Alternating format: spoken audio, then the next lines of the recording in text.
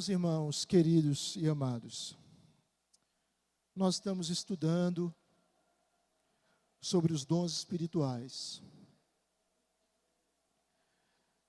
A gente tem aprendido que Deus, Ele nos capacita.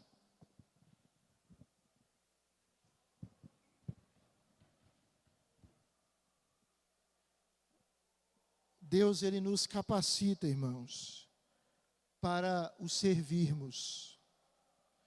E Ele nos capacita nos dando dons. Os dons são dádivas que Deus concede à igreja. Os dons não são talentos naturais. Eles são presentes sobrenaturais que Deus dá pelo seu Espírito à igreja, para que a igreja use esses dons para a glória do Senhor. E nós temos visto isso. Por favor, a gente vai caminhar para se aproximar do final dessa relação de dons espirituais. Se a gente não conseguir terminar hoje, mas dar uma caminhada para se aproximar do fim desta relação de dons. 1 Coríntios, capítulo 12. 1 Coríntios, capítulo 12, irmãos.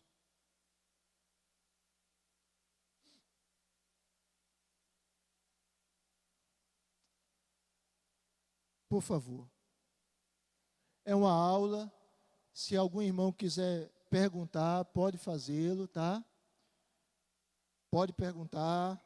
Não fique constrangido em perguntar. O importante é que a gente aprenda, que a gente cresça, que a gente tire as nossas dúvidas. Não fique pensando, a minha pergunta é idiota. A sua pergunta não é idiota. Se você tem dúvida, a pergunta é importante para que você entenda, tá? Então, 1 Coríntios, capítulo 12, versos 7 a 11 diz: a manifestação do Espírito é concedida a cada um, visando a um fim proveitoso. Porque a um é dada, mediante o Espírito, a palavra da sabedoria, e a outro, segundo o mesmo Espírito, a palavra do conhecimento. A outro, no mesmo Espírito, a fé. E a outro, no mesmo Espírito, dons de curar. A outro, operações de milagres. A outro, profecia. A outro, discernimento de espíritos. A um, variedade de línguas. E a outro, capacidade para interpretá-las. Mas um só e o mesmo Espírito realiza todas estas coisas, distribuindo-as como lhe apraz a cada um, individualmente. Amém. Olhe para esse texto aqui comigo. Pense nesse texto. Olhe para esse texto aqui, irmãos. Paulo está falando sobre a operação de quem aqui? Quem é que está agindo aqui? É o Espírito. Se você observar do verso 7 ao verso 11, no verso 7, o termo Espírito aparece quantas vezes? Verso 7, uma vez, né? No verso 7, aparece uma vez. Se você observar, no verso de número 8, aparece duas vezes. A palavra Espírito, está com letra maiúscula aí, tá? é importante a gente entender. Esse Espírito aqui é o Espírito Santo. Existe o Espírito Santo, existe o meu espírito, o seu espírito, o espírito humano. Existem os anjos, que são seres espirituais, e existem os demônios, que também são seres espirituais. Tá certo? Complicou agora, não? Tá? Então veja, então você tem que entender o contexto. Espírito aqui é uma referência ao Espírito Santo. Não é uma referência ao espírito humano, não é uma referência aos anjos, que são seres celestiais incorpóreos. Anjo não tem corpo. Eles apareciam de formas visíveis para os servos de Deus no passado, porque senão eles não viam, mas anjo não tem corpo. Então existe o Espírito Santo, existe o espírito humano, os seres angelicais, que são seres espirituais, e os seres demoníacos, que outrora eram anjos, e agora são demônios, e que são seres espirituais. Então aqui, irmãos queridos, fala sobre o Espírito Santo. Aí fala 2 vezes, no verso 8. No verso 9, tem quantas menções ao Espírito? Muito bem, 2 menções ao Espírito. Verso de número 10, não há uma menção. E no verso de número 11, nós temos mais uma menção ao Espírito Santo. Então o texto está falando sobre a ação do Espírito Santo. A igreja, irmãos, ela avança. E como é que a igreja avança? A igreja, ela não avança no nosso talento, ela não avança na nossa habilidade, ela não avança na nossa capacidade, ela não avança na nossa boa intenção, ela avança porque o Espírito faz ela avançar. Ele usa tudo isso, usa o seu talento, usa a sua habilidade, usa a sua boa intenção, mas ela avança, é porque o Espírito faz com que ela avance. Então, perceba, esse é o primeiro aspecto, a questão da obra do Espírito aqui. E qual é a obra do Espírito que o texto se refere? A obra do Espírito são as suas manifestações.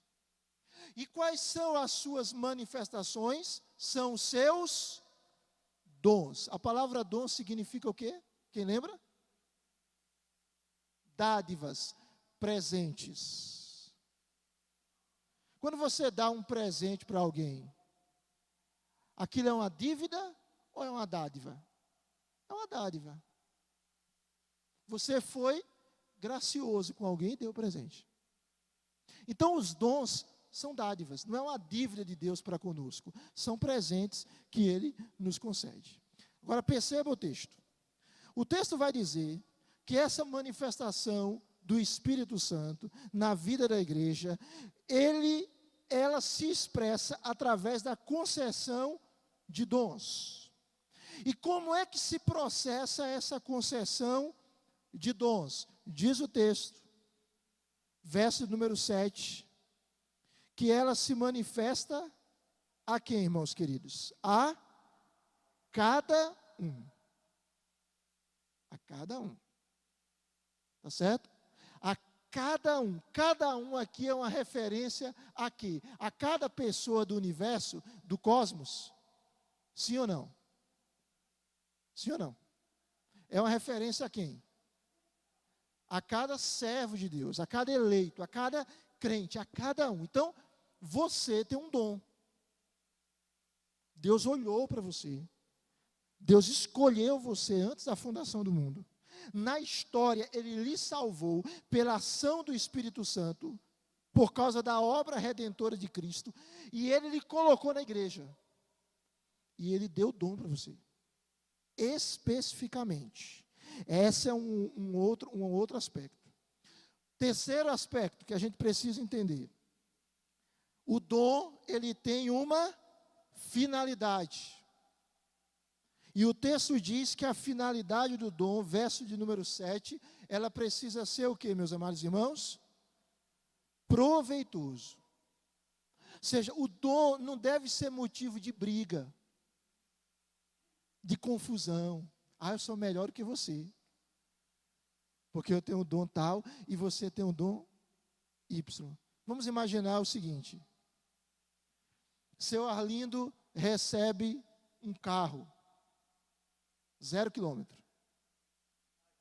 Mais um? E Dona Terezinha recebe uma bicicleta.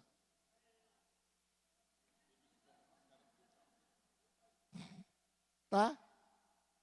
Os dois receberam presentes. Isso é um exemplo pobre, mas não pense no dom como se eles fossem diferentes em termos de valor. Pense no princípio. O fato de seu Arlindo ter recebido um presente, um carro, e Dona Terezinha ter recebido uma bicicleta, Marcelo já passou aqui dizendo, tem bicicleta mais cara do que carro, quer dizer que seu Arlindo é melhor do que Dona Terezinha?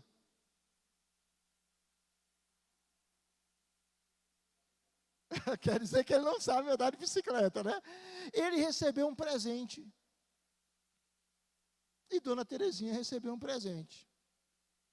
Não foi mérito. O presente não foi dado porque alguém disse, seu Arlindo é gente boa, Dona Terezinha é mais ou menos. Então, um carro para um e uma bicicleta para outro. Não foi por causa disso. Não havia nenhum mérito, simplesmente alguém deu. Então pense, irmãos, Deus nos dá dons individualmente. E os dons não são meritórios. Não pense que por você ter esse dom e não ter aquele outro dom, não significa que você seja pior ou melhor. Está entendendo? Deus não tem assim, o filho preferidinho dele. Eu sou o filho preferidinho de Deus. Os outros são também filhos. Mas Deus tem um carinho especial por mim. Não é assim, irmãos. Deus nos ama de maneira uniforme, igual. E Ele nos capacita e nos concede dons. Então, perceba, os dons são dados a cada um. São dádivas, são presentes e devem visar a um fim proveitoso, não competição na igreja, mas deve visar o crescimento da igreja como um todo. O dom não é para eu me ostentar, não é para eu exercer a minha pecaminosa vaidade. O dom é para que eu e você abençoemos a igreja. Tá, gente? É para que a igreja seja abençoada. Por quê? Porque a igreja de quem é? É de Deus. Eu pertenço a quem? A Deus. O dom de quem é? De Deus. A minha capacidade vem de quem? De Deus. E Deus me deu o dom para a edificação de quem? Do povo dele. Então o dom, ele precisa ser colocado a serviço do povo de Deus. Agora, há uma outra lição no texto. Você vai perceber a partir do verso 8 que ninguém tem todos os dons. E ninguém tem nenhum dom. Não tem ninguém que tenha todos os dons. Esse é um crente poderoso. 23 dons ele tem, ou 24, ou 25, dependendo da lista. Ninguém tem todos os dons. Perceba, Paulo vai dizendo, a um, verso 8, a um é dada, mediante o Espírito, palavra da sabedoria. Mas a outro, segundo o mesmo Espírito, é dada a palavra do conhecimento. Verso 9. A outro é dada a fé. A outro, no mesmo Espírito, dons de curar. A outro é dado operações de milagres. E a outra é dado o quê? Profecia. E a outra é o quê? Discernimento de espíritos. E a outra é dado o quê? Variedade de línguas. E a outra é dado o quê? Capacidade para interpretar. Eu estou com vontade de fazer uma pergunta constrangedora, mas eu não vou lhe fazer responder. Mas eu queria que você pensasse. Qual é a parte do seu corpo que você mais gosta? Não quero constranger ninguém, então só pense. Não, eu gosto do meu rosto. O meu rosto é lindo. Ah, eu gosto do meu braço. Eu gosto das minhas mãos. Ah, eu gosto... Coisa que só mulher vê, né? Eu gosto dos meus cílios. Meus cílios são tão lindos. Tem coisa que só mulher vê. Pelo menos boa parte dos homens não consegue enxergar, né? São míopes para isso, né? Mas a mulher vê. Né? É muito interessante a minha mulher percebendo as semelhanças dos nossos filhos com a gente, ou de irmãos queridos, as semelhanças, porque ele tem o nariz, porque ele tem a boca, porque ele tem o pé, porque tem a mão. Ela está falando grego para mim. Eu não entendo aqui, mas ela vê. Eu não vejo. Mas ela consegue perceber. Eu, na minha incapacidade, não percebo. Mas perceba, a sua parte mais bonita é o seu braço, é o seu rosto, é o seu pé, é o seu dedo. Pensou na parte? Vamos imaginar, é o meu braço, eu gosto do meu braço. Imagine se o seu corpo fosse só um braço. Ah, eu gosto da minha boca. Imagine se o seu corpo fosse uma boca. Daria certo? Não. Deus, na sua sabedoria, o que é que Ele faz? Ele dá diferentes dons. Como Ele forma o nosso corpo com diferentes membros, para que cada um cumpra a sua função. Por isso que Ele faz isso. Por isso que há unidade, mas há também o quê? Variedade. Diversidade. Esse é um outro princípio. Mas vá para o verso 11. O verso 11 reenfatiza a ideia de 1 Coríntios 12, que um só e o mesmo Espírito realiza todas essas coisas.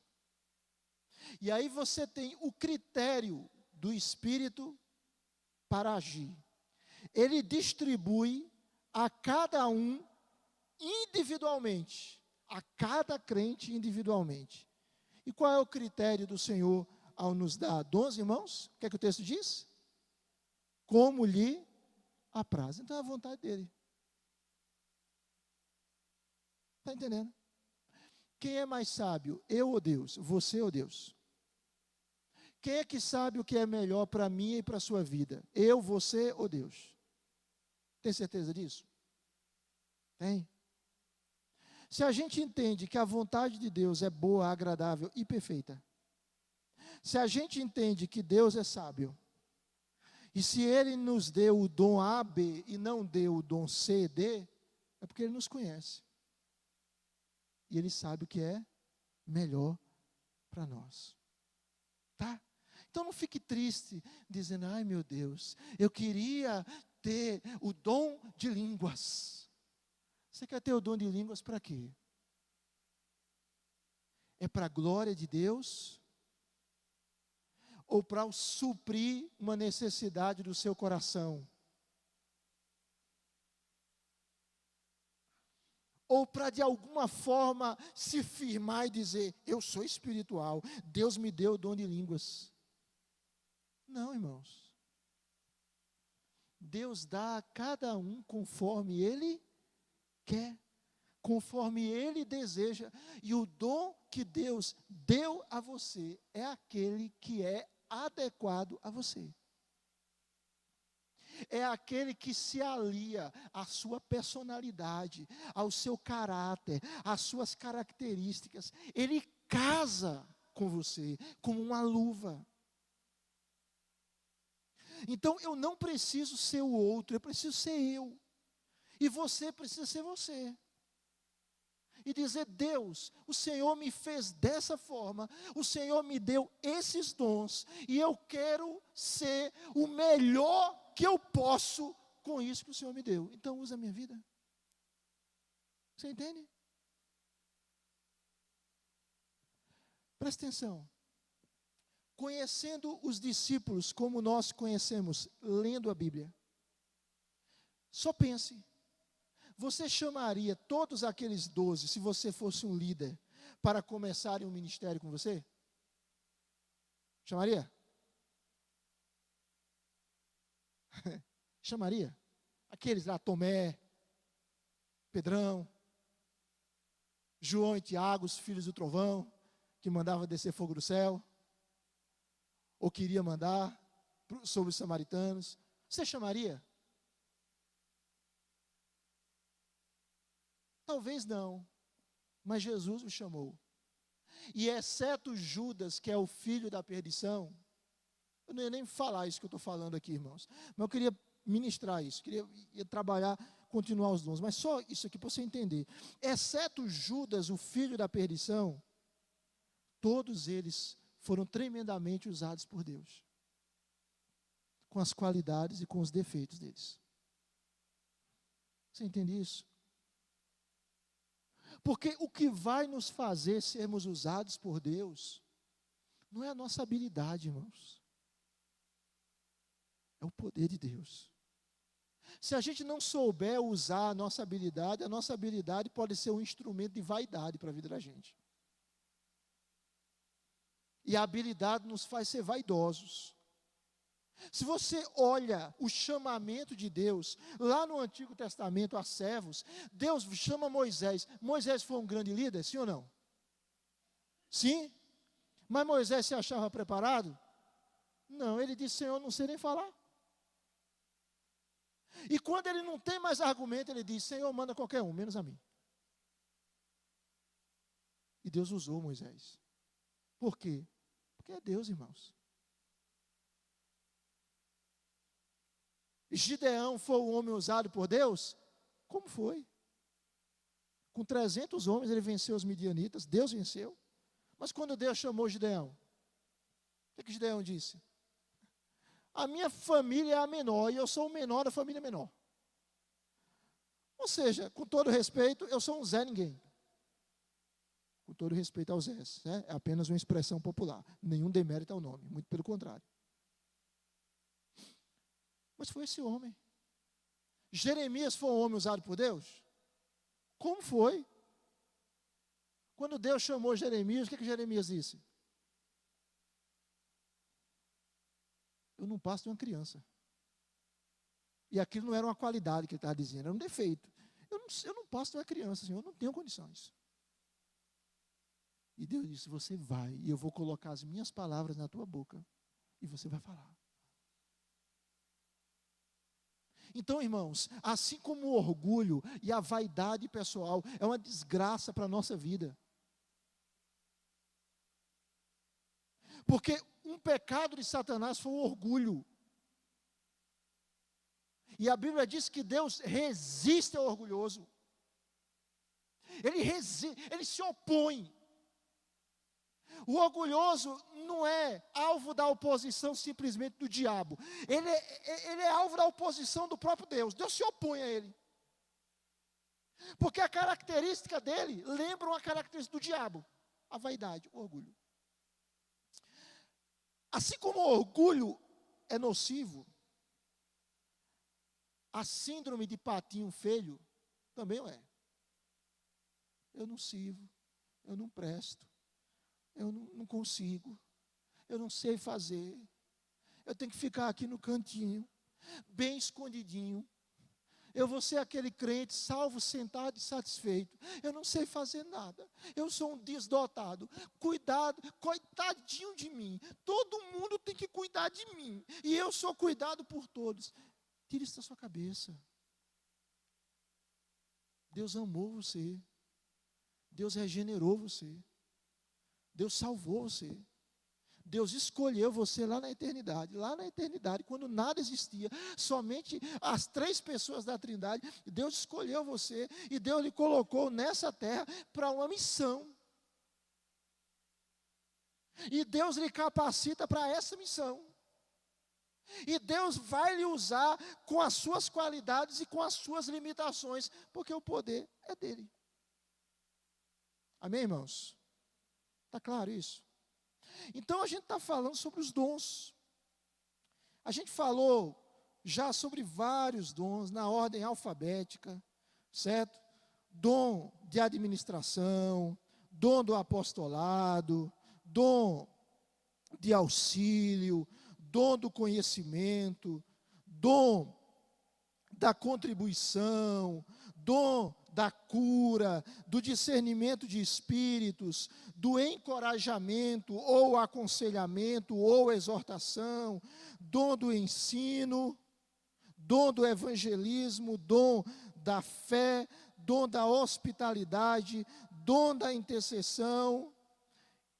Nós já falamos do dom de línguas, e aí voltamos aqui para o dom da interpretação de línguas. O dom de línguas, como nós já dissemos, é uma capacidade que Deus dá a alguns membros do corpo de Cristo para falarem em um idioma desconhecido do orador. A pessoa, sobrenaturalmente, ela recebe uma mensagem espontânea de Deus e ela fala. A gente já trabalhou a questão do dom de línguas. Se não houver intérprete na igreja, não fale alto. Você tem um dom de línguas? Glória a Deus. Você não é melhor nem pior do que os outros crentes. Deus lhe deu esse dom. Glorifica a Deus com esse dom. Mas vai falar o dom de línguas? Vai falar em línguas? Fale você e Deus. Se não houver intérprete, é você e Deus. E glorifica a Deus. O que é o dom da interpretação? O dom da interpretação, irmãos, é a capacidade que Deus concede a alguns membros do corpo de Cristo para transmitir ao corpo de Cristo a mensagem de alguém que fala em línguas. Observe aí, 1 Coríntios capítulo 14, por favor. Verso 2.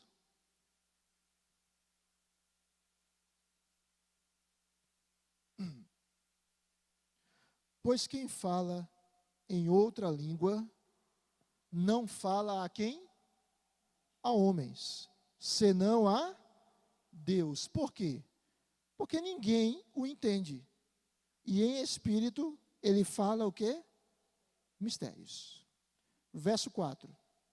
O que fala em outra língua, a si mesmo se edifica.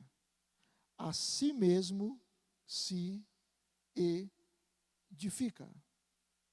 Verso 6. Agora, porém, irmãos, se eu for ter convosco, falando em outras línguas, em que vos aproveitarei, se vos não falar por meio de revelação, ou de ciência, ou de profecia, ou de doutrina. Ou de doutrina. Verso de número 13. Pelo que o que fala em outra língua deve orar para que a possa interpretar. Porque se eu orar em outra língua, o meu espírito ora de fato, mas a minha mente fica infrutífera. Verso 18. Dou graças a Deus. Paulo não está criticando o dom de línguas, nada disso. Ele diz, dou graças a Deus, porque eu falo em outras línguas mais do que todos vós. É como se ele tivesse uma variedade de línguas maior que os outros, os crentes de Corinto. Contudo, eu prefiro falar na igreja 5 palavras, com o meu entendimento, para instruir outros, a falar 10.000 palavras em outra língua. Ou seja, a língua, ela tem o seu lugar, o seu importante lugar, mas em termos de corpo de Cristo, ela vai ter o seu lugar de maneira audível, se houver interpretação. Interpretação. Essa pessoa que tem o dom da interpretação, ela tem essa interpretação não é porque ela tem facilidade de conhecer idiomas, é porque Deus a capacitou. Então as pessoas com esse dom respondem a uma mensagem dada em línguas, dando a interpretação, glorificam a Deus e demonstram o seu poder através desta manifestação milagrosa, edificam o corpo de Cristo interpretando uma mensagem apropriada de Deus e entendem o idioma que não aprenderam e comunicam aquela mensagem a quem? Ao corpo de Cristo. Está claro esse dom? Pois não, Edjane.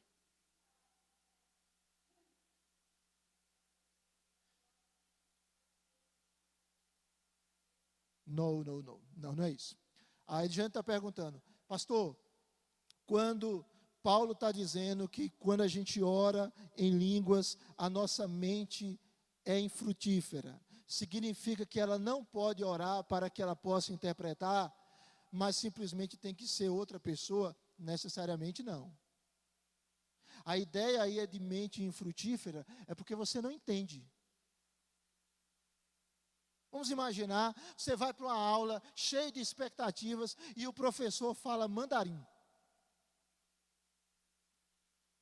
Alguém aqui sabe falar mandarim? Termina a aula, o que é que você aproveitou da aula? Nada. Então essa é a ideia. A mente, o espírito é edificado, misteriosamente, mas a mente fica infrutífera. Por quê? Porque ela não entende, mas ela é edificada. É um mistério, minha irmã. Entendeu? É um mistério. Ela é edificada, ela é abençoada. Mas para que a igreja seja edificada, a igreja precisa entender o que ela está falando. E é aí que vem o dom da interpretação.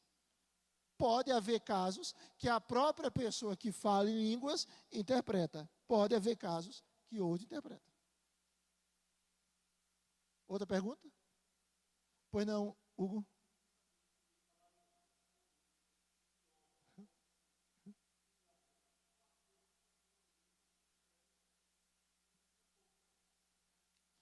Eu particularmente acredito que pode ser os dois.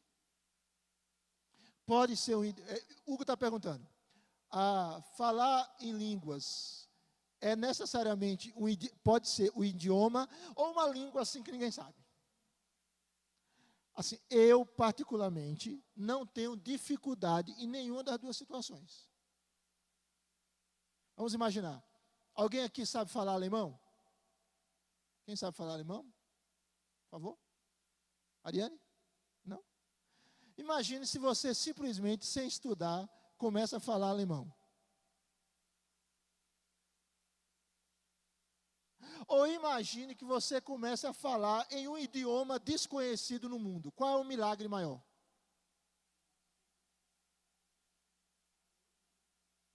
Qual é o milagre maior? Ambos são miraculosos, porque ambos idiomas são desconhecidos. Então, pode ser um idioma? Pode. Pode ser uma outra? Pode. Eu não tenho como afirmar.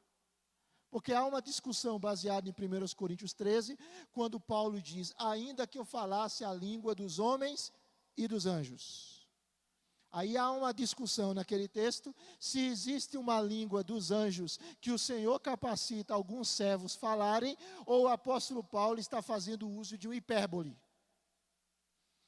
A gente não tem como responder essa pergunta. Mas, o fato é, pode ser um e pode ser outro. Ambos são miraculosos. E é sempre bom, irmãos, é sempre bom, por falar nisso, é sempre bom a gente pontuar. Perceba. 1 Coríntios 12, 1 Coríntios 13, 1 Coríntios 14. Está falando sobre dons espirituais. E no meio desse assunto, Paulo fala sobre amor. O que ele está querendo dizer? Que o que precisa nortear o uso do dom é o amor. Não é a vaidade, não é a competição. É o amor. É o desejo sincero de abençoar o outro. Se a gente começa a exercer o ministério sem amor, a gente está pecando. A gente está se perdendo na nossa vocação. Então, Paulo procura mostrar que o princípio que norteia o uso de todos os dons é o amor. E o que é o amor? O amor é a busca do bem do outro. Eu preciso exercer o meu dom para que a igreja seja abençoada. O que eu quero com isso? Eu quero que a igreja seja abençoada. Eu quero que o povo de Deus seja edificado. Está entendendo? Então é isso. Alguma outra questão? Entenderam? Fantástico. Vamos lá? Podemos? Não estão perguntando porque entenderam ou não estão perguntando porque... Todo mundo entendeu? Quem que eu posso chamar aqui para fazer uma exposição agora sobre o dom de interpretação? Estou brincando. Vamos para o outro dom. Opa, está aqui. O dom de liderança. Nem todo mundo, irmãos, é chamado para liderar. Liderança não é algo fácil.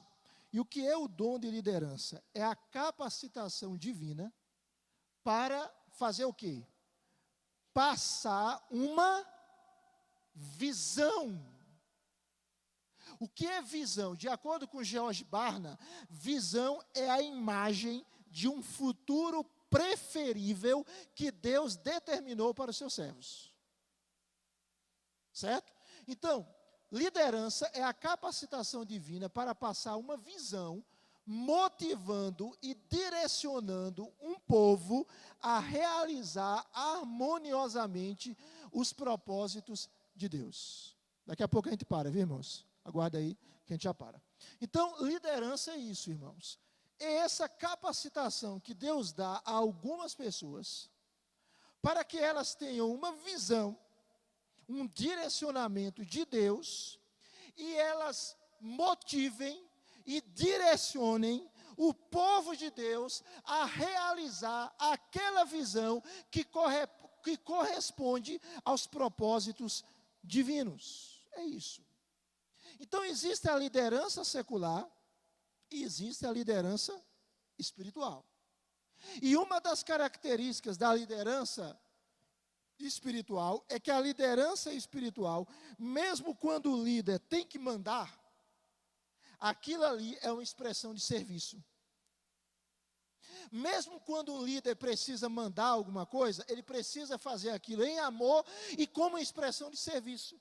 A liderança espiritual, ela não trabalha em termos meramente hierárquicos, ela trabalha em termos funcionais. Deus chamou pessoas para liderarem o corpo de Cristo, e elas são capacitadas e recebem uma visão de Deus, e elas precisam dirigir o povo àquela visão. Imagine se você tem um ambiente com várias vozes. Um chega para você e diga, pega a cadeira. Aí o outro diz, não pega a cadeira. O outro diz, pega a cadeira agora. Aí o outro diz, pega a mesa agora. Um diz, pega o lixo agora. E o outro diz ao mesmo tempo, pega a água agora. Vai dar certo esse negócio? Vai dar certo? Não vai dar certo. Então o que é que Deus faz? Deus capacita pessoas para que elas possam liderar. E que elas possam dizer, o caminho é esse. A palavra de Deus nos orienta assim. Então vamos seguir esse caminho. Então é o dom da liderança. As pessoas com esse dom, elas providenciam direção para o povo de Deus ou para o ministério. Elas são norteadoras. Elas motivam os outros a desempenhar o máximo das suas habilidades. Elas apresentam uma visão maior, geral, para que os outros entendam. Elas põem em prática os valores do ministério e elas assumem responsabilidade e estabelecem alvos. É isso. É o dom da liderança. Perguntas? Não? Um pouquinho. Línguas a gente já viu. O que é o dom de milagres? Veja, só um parênteses aí, irmãos. Esse dom aqui da liderança, onde é que ele está? Lá em Romanos, me dê 5 minutos e a gente termina, tá? Romanos 12, 8, fala sobre um dom chamado preside. O que preside com diligência. Esse dom aqui de presidir é o dom da liderança. Está claro? 1 Coríntios, Romanos 12, 8. Tá? É o dom da liderança. Aí, tocou. Dom de milagres. 1 Coríntios 12, 10. Com esse dom a gente para. 1 Coríntios 12, 10, fala que Deus deu a pessoas operações de milagres. O que é o dom de milagres? É a capacitação divina para autenticar o ministério e a mensagem de Deus através de intervenções sobrenaturais que o glorifiquem. Ou seja, o milagre, ele não tem um fim em si mesmo. Qual é o fim do milagre? O fim do milagre é apontar para Cristo. O fim do milagre é trazer, a finalidade dele é trazer glória a Cristo. Tá, gente? Então, Jesus fazia milagres. E por que ele fazia milagres? Porque ele queria trazer uma mensagem através do milagre. Ele não fazia milagres pelo milagre em si. Quando ele ressuscitou o filho da viúva de Naim, ele quis abençoar a viúva, ele quis abençoar o filho. Mas o que ele estava mostrando através daquilo? Que ele é a ressurreição e a vida. E quem crê nele, ainda que morra, vai viver. Ele estava apontando para uma ressurreição futura. Porque o filho da viúva iria morrer um dia de novo.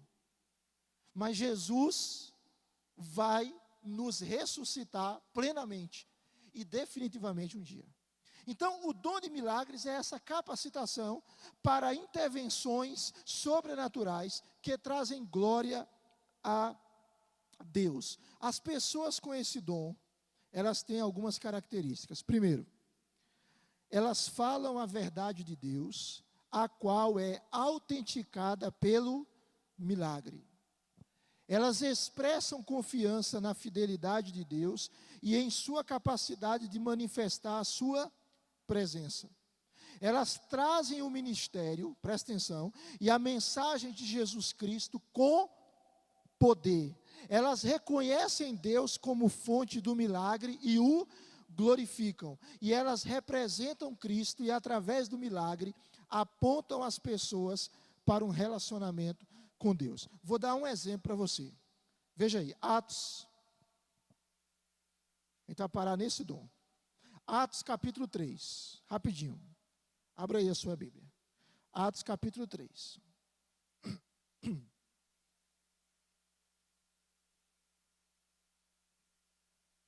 Atos capítulo 3 nos apresenta a cura de um homem. Qual era o problema daquele homem? É um coxo, ou seja, aquele homem não andava. E Deus usa Pedro, João, para curar aquele homem, tá? Depois, a reunião de oração que Pedro e João iam se transforma num culto de pregação. E Pedro vai pregar. Mas o que Pedro faz na pregação, irmãos? Se você observar a pregação de Pedro, verso 13, Pedro está falando que Deus glorificou a Jesus. Verso 14, o povo negou o santo e o justo, Jesus.